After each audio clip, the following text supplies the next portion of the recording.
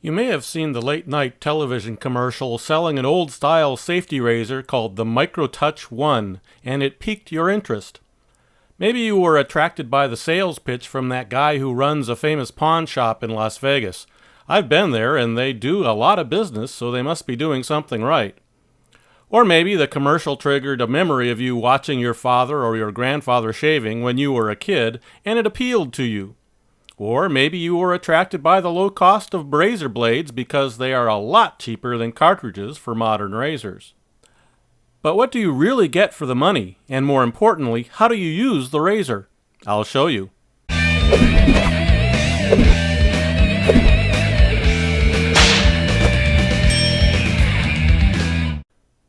I ordered the standard package with the razor and the extra blades when the commercial first aired on TV, and it took over 8 weeks to arrive. Hopefully they'll improve the turnaround. Anyway, I received the razor, a travel case with a little mirror in it, and 4 packs of blades. There was also a little pamphlet on how to get started using the razor. The instructions were actually pretty complete, though I think they did neglect to mention a couple things, but I'll get to that later.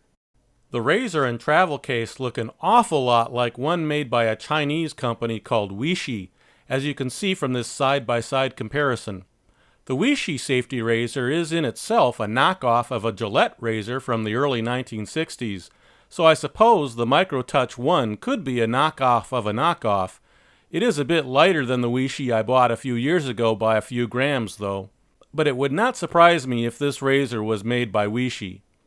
And if that is the case, you can use your favorite search engine or internet shopping site to find a comparable razor and their prices.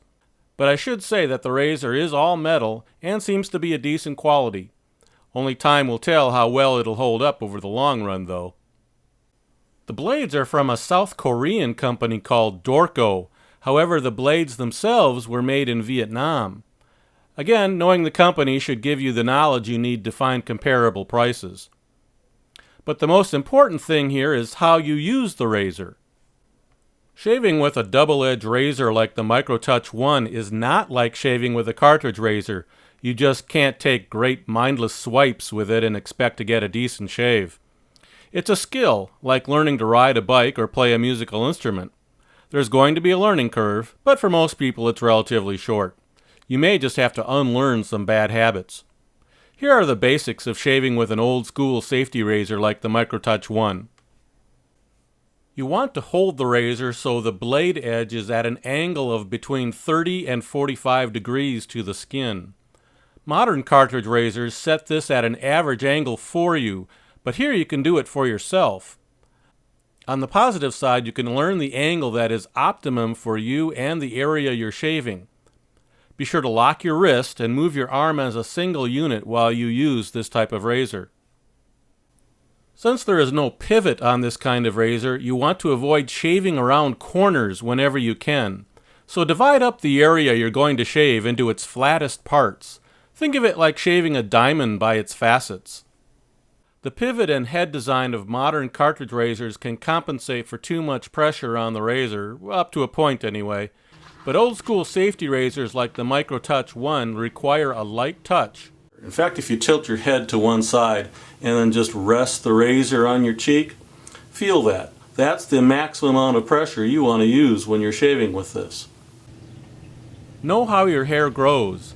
Shaving, at least initially, in the direction that your hair grows in, that's the grain, is a common suggestion, really essential when shaving with a cartridge razor. But you may be able to cheat a little bit with a safety razor like the MicroTouch 1. I suggest you try to shave straight down to make learning to hold the razor at the proper angle and pressure easier. You want to develop a muscle memory. You don't want to go over the same spot again and again all at once, particularly without shave lather. Use strokes that overlap slightly and don't worry about getting every little bit of stubble all at once. Shave in passes or phases from different directions, relathering each time. With each pass, gradually reducing the amount of hair until you achieve the level of closeness you're looking for. Give yourself some insurance for the shave by preparing the area well. Use a mild facial soap, no deodorant or body bars please, and lots of warm water to clean the area. Then leave it wet, don't towel off. And for goodness sake, use a decent shave cream, nothing out of a pressurized can. The propellants will dry the skin, then they have to add all sorts of artificial lubricants to make up for it. I recommend going old school with the shave lather too, by using shave cream or soap you apply with a shaving brush. So let's put all these ideas together with a shave.